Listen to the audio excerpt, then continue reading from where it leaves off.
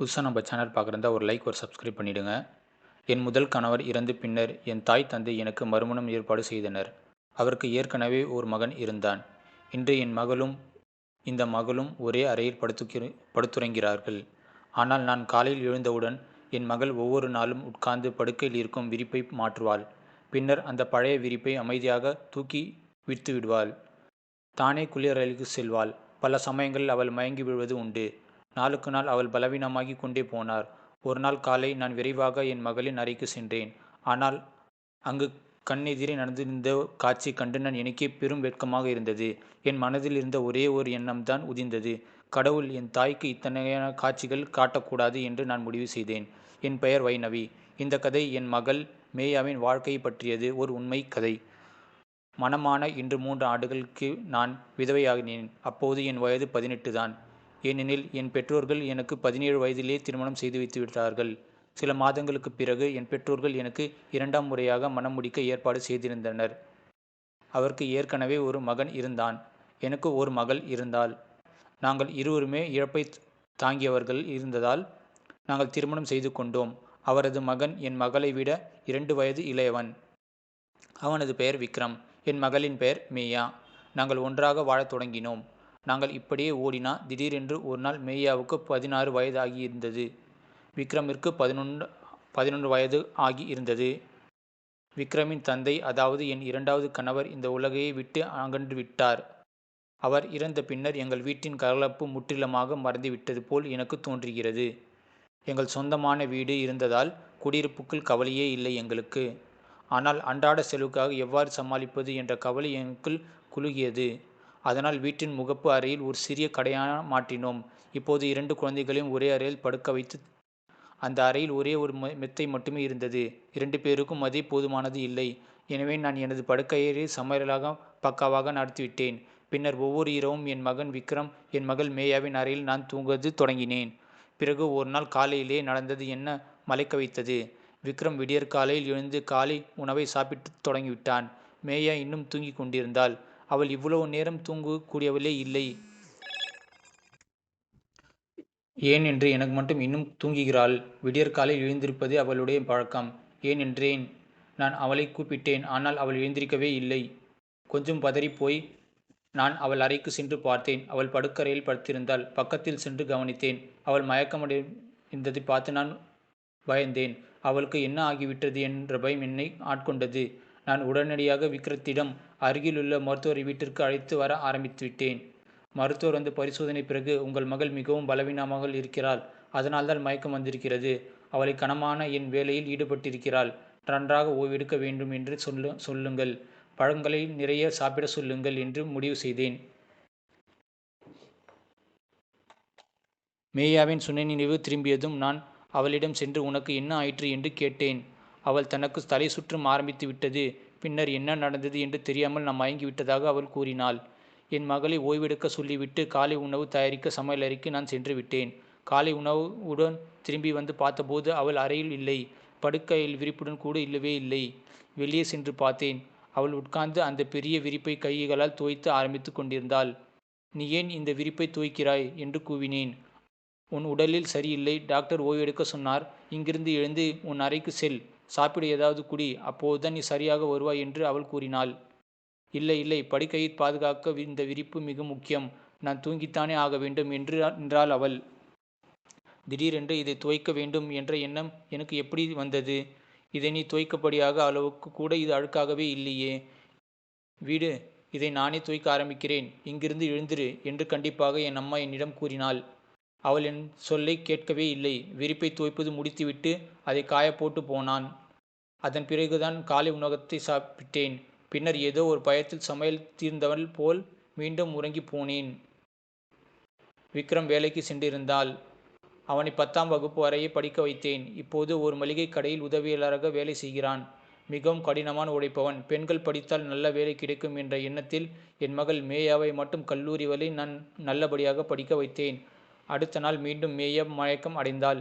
இந்த முறை அவள் முகத்தில் பார்த்தபோது உடலிலிருந்து இரத்தம் முழுவதுமாக வடிந்து போக மாதிரி பூர்ணமாக வெளியேறி தெரிந்தது. நான் மனம் தடுமாறி போனேன். உடனே மருத்துவரை வீட்டுக்கு அழைத்து வந்தேன். இந்த முறையும் அவர் முன்பு சொன்னது போலவே திரும்பி சொன்னாள். நீங்கள் அவளுக்கு என்ன சாப்பாடு கொடுக்கிறீர்கள் என்று கேட்டாள் மருத்துவர். நான் பச்சை காய்கறிகள், பருப்பு கொடுத்ததாக சொன்னேன். அவளை ஒரு நாளும் வேலை வைக்கவில்லையே என்று உறுதியாக நான் கூறினேன். அப்போது மருத்துவர் கருமையான குரலில் சொன்னார். அவள் மீண்டும் எப்படி இப்படி பலவீனமாடப்பட்டாள்? இதை நீங்கள் மிகவும் தீவிரமாக எடுத்துக்கொள்ள வேண்டும். இல்லாவிட்டால் உங்கள் மகளின் உயிருக்கு ஆபத்து வரலாம். ஏனென்றால் இவ்வளவு நேரம் மயங்கி கிடைப்பது சாதாரணமான நோய் அறிகுறி அல்ல. இவ்வாறு கூறிய பிறகு அவள் சொன்னார்.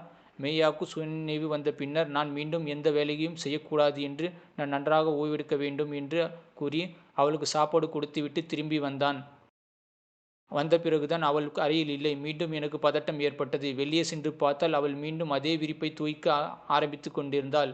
இந்த முறை நான் தூரத்தில் நின்று கவனித்து கொண்டேன். ஏனென்றால் அவள் செய்கிற செயல் இப்போது எனக்கு சாதாரணமாக தெரியவில்லை. மயக்கத்திலிருந்து எழுந்தவள் இந்த விரிப்பை துவைத்து கொண்டிருக்கிறாள். இது என்ன? ஏன் இப்படி இவள் செய்கிறாள் என்று எனக்கு என் மனம் தோன்றியது. என் மகளுக்கு விக்ரமுக்கு ஒரே அறையில் தூக்கம் ஆரம்பித்த நாளிலிருந்து அவள் இப்படி செய்து மயங்கி விழுகிறாள். விக்ரம் அவளுக்கு ஒரு வளர்ப்பு சகோதரன் தான். ஆனால் இருவருக்கும் சின்ன வயதிலிருந்து ஒன்றாக வளர்ந்தவர்கள். பிறகு என்ன நடந்தது? என் மகளின் உடல்நிலை ஏன் நாளுக்கு நாள் கெட்டுக்கொண்டே போகிறது என்று யோசித்து கொண்டே இருந்தேன். ஒரு பெண் குழந்தை வளர்ப்பது எளிய காரியம் அல்ல. அடுத்த நாளும் அவள் விரிப்பை துவைத்து காயப்போட ஆரம்பித்து விட்டாள். சற்று முன்னர் தான் பார்த்து கொண்டிருந்தேன். நான் அவளை பார்க்கவில்லை என்பது போல சமையலறை ஜன்னலின் மறைவில் நின்று நான் அவள் என்ன துவைக்கிறாள் என்று கவனித்து கொண்டிருந்தேன். ஆனால் அவள் எதுவும் நடக்காதது போல மீண்டும் வந்து படுக்கையில் படுத்து கொண்டாள். நான் அவளுக்கு காலை உணவகம் மருந்தும் கொடுத்தேன். எனக்கு அப்போது எந்த தடயமும் எனக்கு தென்படவே இல்லை. எங்கள் சிறிய கடைக்குள் பெரிய வாடிக்கையாளர்கள் வருவதே இல்லை. சாக்லேட்டுகள், பலூன்கள் வாங்க சிறு குழந்தைகள் மட்டுமே வந்து போவார்கள். அதனால் வருமானம் மிக குறைவாகவே இருந்தது. ஆனால் இந்த கஷ்டத்தை பற்றி நான் என் குழந்தைகளிடம் சொன்னதே கிடையாது. விக்ரமிடம் நான் எதுவும் சொல்லவில்லை. ஏனென்றால் அவன் ஏற்கனவே கடினமான வேலை செய்து கொண்டிருக்கிறான். இப்போது இதை சொன்னால் அவன் இன்னும் அதிகமாக கவலைப்பட ஆரம்பித்து விடுவான். மருத்துவன் மேயாவிடம் சத்தான உணவு சாப்பிட சொல்லியிருந்தார். ஆனால் வீட்டில் பருப்பு சத்தாக கூட பணம் போதுமானது இல்லை. வீட்டை நடத்துவது மிகவும் கடினமாகி வந்தது. நான் மிகவும் கவலையாய் இருந்தேன். ஆனால் ஒரு நாள் மிகவும் விந்தனையாக ஒன்று நடந்தது. என் மகன் விக்ரமும் மகள் மேயாவும் ஏதோ ஒன்றை பற்றி மெல்லிய குரலில் பேசுவதை கேட்டேன். அது எனக்கு புரியவே இல்லை. என் மகன் என் மகளிடம் சொன்னான். நீ ஏற்கனவே உன் உடல்நிலை கெடுத்து கொண்டாய். நீ இவ்வளவு பிரச்சனைகளையும் சந்திக்கிறாய் என்றால் இதையெல்லாம் நம்மால் தொடரவே முடியாது. என் மகள் பதிலளித்தால், இல்லை, நான் இதை சமாளித்துக் கொள்கிறேன். இப்படியான வாய்ப்புகள் நம்மளுக்கு மீண்டும் கிடைக்காது. இதெல்லாம் நடக்கும் என்று எனக்கு எப்படி தெரியும்? என் மகன் கூறினான். இப்போது உனக்கு தெரியும் அல்லவா? இனிமேல் நான் ஒரு உயிரை பணயம் வைக்க முடியாது. பிறகு என் மகள் சொன்னால், இல்லை, இன்னும் 2-3 வாரங்கள் தான் ஆகும். அதன் பிறகு நமக்கு இந்த வாய்ப்பு கிடைக்காது. இந்த இருவரின் என்ன பேசிக்கொள்கிறாள் என்பது என்னால் புரிந்து கொள்ளவே முடியவில்லை. பின்னர் ஒரு நாள் என் நெஞ்சை பிழைக்கும் ஒரு காட்சியை நான் பார்த்தேன். அதிகாலையில் என் மகள் மீண்டும் விரிப்பை துவைத்தாள். பின்னர் ஒரு பக்கமாக சென்று திடீரென்று வாந்தி எடுத்து தொடங்கினாள். திடீரென்று என் இதயம் இடிந்தது போல் துடிக்க ஆரம்பித்து விட்டது. நான் அவளிடம் சென்று, நீ ஏன் இப்படி செய்கிறாய்? ஏன் இந்த விரிப்பை மீண்டும் மீண்டும் துவைக்கிறாய்? என்னிடமிருந்து ஏதோ மறைக்கிறாயா? நீ உனக்கு கேடு விளைக்கும் ஏதாவது செய்திருந்தால், என் மானம் போனால் நான் உன்னை ஒருபோதும் மன்னிக்க மாட்டேன் என்று உணர்ச்சி வசமாக கத்தினாள். என் மகள் அதிர்ச்சி அடைந்தாள். அம்மா, நீ என்ன மாதிரியான விஷயங்கள் சொல்கிறாய்? நான் ஏன் இப்படி செய்ய வேண்டும்? அந்த விரிப்பை நினைத்து போய்விட்டது. அதனால் தான் எடுத்து துவைக்கிறேன். உனக்கு தெரியுமா, நான் பல நாட்களாக மறுத்து சாப்பிடுவதால் என் வயிறு புண்ணாகி எரிச்சல் அடைகிறது. நான் வாந்தி எடுத்தால் அது வேறு எதையும் குறிக்காது என்று கூறினாள். என் மகள் இப்படி பேசி கொண்டிருக்கும் போது எனக்கு கோபம் பொங்கி வந்தது. நான் கட்டுப்பாட்டு இழந்து அவள் முகத்தில் ஒரு சாட்டையடி கொடுத்தேன். அவள் தரையில் விழுந்து விட்டாள். திடீரென்று விக்ரம் அங்கே வந்தான். அம்மா, என்ன பண்றீங்க? ஏன் அவள் மேலே கையை ஓங்கினீங்க என்று கேட்டான். நான் அவனிடம், ஆமாம், ரொம்ப நாளைக்கு முன்னாடியே இதை செய்திருக்க வேண்டும் என்று கூறிவிட்டு அங்கிருந்து வெளியேறி சென்றாள். அப்போது என் மனசில் என்ன நடந்து கொள்கிறது என்பது எனக்கே தெரியவில்லை. நான் சொல்லக்கூடாததையெல்லாம் நான் சொல்லிட்டு கொண்டிருந்தேன். திடீரென்று இரவில் எனக்கு நல்ல தூக்கம் வரவே இல்லை. என் குழந்தைகளின் அறையில் விளக்கை எரிவதை நான் பார்த்தேன். இந்த நேரத்தில் அவர்கள் என்ன செய்து கொண்டிருக்கிறார்கள்? இப்போது அவர்கள் தூங்கிக் கொண்டிருக்கிற வேண்டிய நேரம். இன்று சீக்கிரம் தூங்குவோம் என்று அவர்கள் சொன்னார்களே, ஏன் இன்னும் விளக்கை அணையவில்லை? நான் அறைக்கு அருகில் சென்றபோது அவர்கள் விழித்திருந்தது மட்டுமல்லாமல் ஏதோ ஒரு விஷயத்தை பற்றி மிகவும் மகிழ்ச்சியாக பேசிக் கொண்டிருக்கிறார்கள். ஒருவேளை தப்பு செய்கிறார்கள் என்று என் மனதில் தோன்றியது. விக்ரம், நீ மிகவும் அதிர்ஷ்டசாலி என்று சொல்லிக் கொண்டிருந்தான். மேயா பதிலளித்தார். ஆம், நான் அதிர்ஷ்டசாலிதான் என்று. அதனால் நாளைக்கு மீண்டும் என் உடல்நிலை மோசமாக போகிறது. ஆமா, என்னை பார்த்து மிகவும் வருத்தப்படுவாள் என்று மேயா சொல்லி மெல்லிய குரலில் சொன்னால் மகிழ்ச்சியாக. அதற்கு விக்ரம், எவ்வளோ நாளைக்கு தான் இப்படியே பொய் சொல்ல முடியும்? இன்னும் கொஞ்ச நாள் காத்திருப்போம், பிறகு எல்லாம் சரியாகிடும் என்றான். அவர்கள் பேசிய வார்த்தைகள் கேட்டு நான் மலைத்து போனேன். இன்று என்னை கட்டுப்படுத்த முடியவே இல்லை. நான் அறைக்கு கதவை திறக்க முயன்றேன். அதிர்ச்சியில் சொக்கிப் போனேன். கதவை உள்ளே இருந்து பூட்டப்பட்டிருந்தது.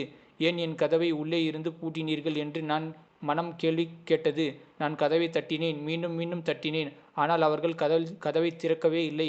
கொஞ்ச நேரம் கழித்து மட்டுமே கதவை திறக்கப்பட்டது. நான் அறைக்கு சென்று பார்த்தேன். அவர்களுடன் வேறு யாருமே இல்லை. இருவர் மட்டும் தூங்கிக் கொண்டு இருந்தனர். கண் விழித்தவர்கள் போன்று முகபாவனைகள் உட்கார்ந்திருந்தார்கள்.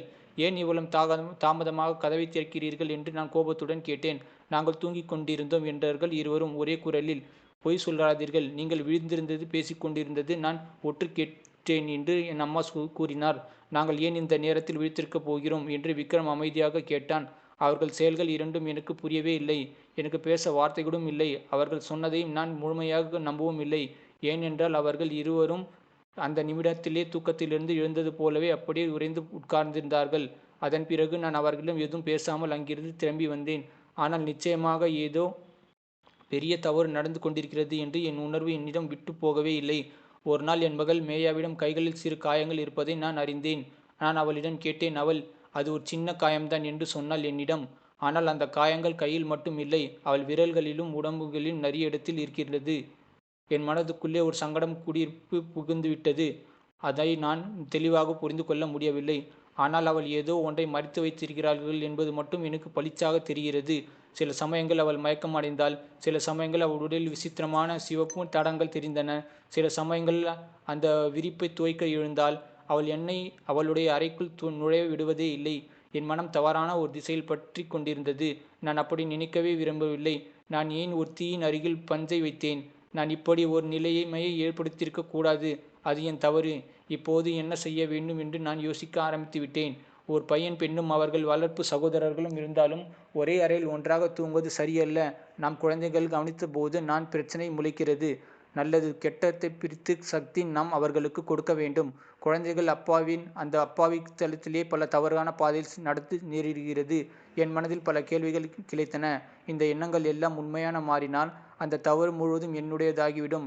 நான் என் மகள் மேயாவை விக்ரமை மிகவும் கூர்மையாக கண்காணிக்க தொடங்கிவிட்டேன். ஒரு நாள் என் மகள் விக்ரம் மகள் மேயாவும் ஏதோ ஒற்றை கொடுப்பதை பார்த்தேன். நான் அவர்களை பேசுவதை ரகசியமாக கேட்கத் தொடங்கினேன். இதுவும் மருந்து என்றால் விக்ரம். இந்த பிரச்சனை இது சாப்பிட்டால் எல்லாம் சரியாகிவிடும் என்றான். அவர் சில மாத்திரைகளையும் என் மகளிடம் ரகசியமாக கொடுத்தான். எனக்கும் பெரும் கவலையாக இருந்தது. அவளுக்கு என்ன மாத்திரைகள் கொடுக்கிறான்? இவர்கள் இருவரும் தீர்க்க முயல்கிற பிரச்சனை என்றால் என்ன? அந்த மருந்து ஏன் எனக்கு அவ்வளவு சந்தேகத்தை ஏற்படுத்துகிறது? என் மகள் உடனே அந்த மாத்திரையை வாங்கி மறைத்து வைத்து கொண்டாள். என் மகன் மெதுவாக சொன்னான். இரவு தூங்குவதற்கு முன் இதை எடுத்துக்கொள். அப்புறம் நாளைக்கு உனக்கு மயக்கம் வரவே வராது என்று அவன் கூறினான். அடுத்த 2-3 நாட்கள் என் மகள் உண்மையிலே மயக்கம் அடையவே இல்லை. ஆனால் ஒருவேளை அவளுக்கு மாத்திரைகள் தீர்ந்திருந்தால் ஒரு நாள் கழித்து அவள் மீண்டும் மயக்கமடைந்திருந்தாள். அந்த நேரத்தில் என் மகன் வீட்டில் இல்லை. அதனால் சூழ்நிலைகள் சாதகமாக பயன்படுத்தி கொள்ள முடிவு செய்தேன். நான் மிகவும் ஜாக்கிரதையாக என் மகளின் படுக்கையறையில் கீழிருந்த அந்த விரிப்பை வெளியே இழுத்து சுருட்டி என் அறைக்குள் கொண்டு வந்தேன். நான் அதை திறந்து கவனமாக பார்த்தேன். முதலில் எனக்கு எதுவும் புலப்படவில்லை. ஆனால் மிக நுண்ணுமாக பார்த்தபோது விரிப்பில் நூற்றுக்கணக்கான வெள்ளை நிற மெல்லிய முடிகள் சிக்கிக் கொண்டிருந்தனர். முழு விரிப்பை அந்த முடிகளால் கனமாக இருந்தது. நான் திகைத்து போனேன். இவை என்ன மாதிரியான முடிகள்? இவை முற்றிலுமாக வெண்மையாகவும் மிகவும் மெல்லியதாகவும் குறுகிலாகவும் இருந்தன. அதிர்ச்சியில் என்னால் முடுக்கிவிட்டேன். என் மகள் மேயாவுக்கு அவளுடைய செயல்களில் நான் தொடர்ந்து கவனித்து வந்தேன். எனவே என் மனதில் ஒரு கனவு கண்டு கொண்டிருந்தேன். ஆனால் நான் இன்னும் எந்த உறுதியான முடிவும் எடுக்கவே இல்லை. அதற்கு நான் விரிப்பை எடுத்து விட்டதை என் மகள் கவனித்து விட்டாள். அவள் என் அருகில் வந்து அமர்ந்தாள். பதட்டத்தில் அறிகுறிகள் அவள் முகத்தில் தெரிய ஆரம்பித்தன. நான் அவளிடம் கேட்டேன். என்ன விஷயம்? ஏன் இப்படி பதட்டமாக இருக்கிறாய் என்று. அவள் நேரடியாக கேட்டாள். அம்மா, அந்த விரிப்பு எங்கே? நான் அவளுக்கு பதில் சொல்லவே இல்லை. மௌனமாக இருந்தேன். அவள் என்னை விட்டு எழுந்து போக முயன்றாள். அப்போது நான் அவளது கைத்தாளையை பிடித்து இழுத்து முகத்தில் நேரே பார்த்து கூறினேன். நான் எல்லாவற்றையும் பார்த்து விட்டேன். அந்த விரிப்பில் என்னென்ன சிக்கிக் கொண்டிருக்கிறது? இந்த முடிகள் யாவை? நீங்கள் என்ன மறைக்கிறீர்கள்? சொல்லுங்கள். நான் மிகவும் வேதனையாக இருக்கிறேன் என்றாள் அம்மா. என் மனதில் மிகவும் பயங்கரமான எண்ணங்கள் குமுறின. அவள் என் அருகில் அமர்ந்து, அம்மா, நீங்கள் நினைப்பது முற்றிலும் தவறு என்று கூறினாள். உண்மையிலே இந்த வீட்டின் நிலைமை சரியாக இல்லை என்பதை நாங்கள் பார்த்தோம். கடையும் நன்றாக ஓடவில்லை. விக்ரமும் அதிக பணம் சம்பாதிக்க முடியவில்லை. எங்களால் செய்யக்கூடிய வேறு எந்த வேலையும் எங்களுக்கு கிடைக்கவும் இல்லை, தெரியவும் இல்லை. பிறகு விக்ரமின் ஒரு நண்பர் அவருக்கு ஒரு வேலையை தெரிவித்தார். அந்த நண்பருக்கு 2 அல்லது 3 பாரசீக பூனைகள் குட்டிகள் இருந்தனர். ஆனால் அவற்றை பராமரிப்பது அவரால் முடியவில்லை. அந்த பூனை குட்டிகள் கவனிக்கும் வேலையை அவர்கள் எங்களிடம் கொடுத்தார்கள். அந்த வேலைக்கு அந்த நல்ல பணமும் கொடுத்தார்கள். உண்மையில் விக்ரம் பகலில் அங்கேயே இருப்பான். ஆனால் இரவில் அவனுக்கு ஓய்வெடுக்க வேண்டும். அதனால் அவன் அந்த பூனைக்குட்டிகள் இரவில் நமது வீட்டுக்கு கொண்டு வருவான். நாம் அவற்றை பராமரிக்கிறோம். அவற்றில் முடிகள் விரிப்பில் ஒட்டிக்கொண்டு இருக்கும். காலையில் நான் அவற்றை சுத்தம் செய்வேன். ஏனென்றால் உங்களுக்கு இப்படி பொருள்கள் வீட்டில் வைப்பது பிடிக்காது என்பது எங்களுக்கு நன்றாக தெரியும். பிறகு அந்த பூனைக்குட்டிகள் எனக்கு ஒவ்வாமை அலர்ஜி இருக்கிறது என்பது தெரிய வந்தது. அதனால்தான் காலையில் மயக்கம் விழுவது வழக்கமாக இருந்தது. விக்ரம் எனக்காக கொண்டு வந்த மாத்திரைகள் இதற்காகத்தான். அதனால்தான் ஒவ்வாமை குறையும். அம்மா, விக்ரத்தின் அந்த நண்பன் மிகவும் பணக்காரர். இந்த வேலைக்கு அவர் எங்களுக்கு நல்ல பணம் கொடுத்தார். ஒரு நாளைக்கு 500 கொடுத்தார். இன்று நம் வீட்டில் அந்த பூனை குட்டிகள் கடைசி நாள். ஏனென்றால் இப்போது அவர் அவற்றை அழைத்து கொண்டு வேறு ஊருக்கு சென்று விட்டார். நாங்கள் நிறைய பணம் சம்பாதித்து விட்டோம். வீட்டை புதுப்பித்து தேவையான உணவுப் பொருட்களை வாங்க முடியும். உங்களுக்கு வீட்டில் விலங்குகள் வைப்பது பிடிக்காது என்று எங்களுக்கு தெரியும். அதனால்தான் இதை பற்றி நாங்கள் உங்களிடம் எதுவும் சொல்லவே இல்லை. ஆனால் நீங்கள் என் சகோதரனை பற்றி எந்த தவறாக நினைக்காதீர்கள் என்று யோசித்து பாருங்கள். நீங்கள் எங்களை பற்றி மிகவும் சந்தேகப்பட்டீர்கள். என் சகோதரனை பற்றி நீங்கள் சொன்ன வார்த்தைகள் என் இதயத்தில் அன்புகள் போல் தைக்கின்றன. அவன் என் வளர்ப்பு சகோதரன் என்பது எனக்கு தெரியும். ஆனால் அவன் என் சொந்த சகோதரனாக விடவும் சிறந்தவன். அவன் எப்போதும் நம் குடும்பத்தை பற்றி சிந்தித்து வருகிறான். அவனுக்கு நம்மை விட மிகவும் செல்வந்தர்களாக சொந்த உறவினர்கள் இருக்கிறார்கள். அவன் அவர்களுக்கு போய் வாழலாம். ஆனால் அவன் இன்னும் நம்முடையவன் இருக்கிறாள். ஏனென்றால் அவன் ஒருபோதும் நம்மை தனியாக விட்டுவிடவே விரும்பவில்லை. அவன் எப்போதும் என்ன அவனுடைய சகோதரியாகவே மதித்து நடக்கிறான். அவன் என்னிடம் எந்த தவறும் செய்யவே இல்லை. அவன் நமக்காக எவ்வளவோ செய்கிறான். அவன் நாள் முழுவதும் கடுமையாக வேலை செய்பவன். அதனால் நான் இரவில் அவனுடன் உதவுவது என்றேன். ஆனால் அவன் இதையெல்லாம் நானே இரவில் செய்து கொள்கிறேன் என்று கூறுவான். அவன் பகலில் இவ்வளோ கஷ்டப்பட்டு நான் அவனை இரவில் ஓய்வெடுக்க சொன்னேன். பூனைக்குட்டிகளை நான் கவனித்துக் கொள்வேன். மேயா கூறியதை கேட்டு எனக்கு மிகவும் வருத்தமாகவும் இருந்தது. என் மீது எனக்கு கோபம் ஏற்பட்டது. என் குழந்தைகளின் பண்பாட்டை பற்றி நான் என்னென்ன தவறான எண்ணங்கள் கொண்டிருந்தேன். என் குழந்தைகள் அதை வீட்டில் பல மடங்கு உயர்ந்தவர்கள். அப்படி ஒரு எண்ணத்தை கூட நான் கொண்டிருக்க கூடாது. இதை பற்றி நாங்கள் விக்ரமிடம் சொல்லவில்லை. மேயாவும் எனக்கு முழு விவரம் தெரியும் என்று அவனிடம் எதுவும் குறிப்பிடவே இல்லை. இப்போது நாங்கள் வீட்டின் நிலைமை சீரமைக்கப்பட்டு மெதுவாக நாங்கள் மிகவும் கடினமாக உழைத்தோம். எங்கள் மகளும் வீட்டு அருகில் உள்ள குழந்தைகளும் படிப்படியாக கற்பிக்க ஆரம்பித்தோம். எங்கள் நிலை முன்னேறிவிட சிறப்பாக மாறத் தொடங்கியது. படிப்படியாக அது மிகவும் நல்லாகி எங்கள் வீட்டின் எந்த பற்றாக்குறையும் இல்லாமல் ஆயிற்று. நன்றி, வணக்கம்.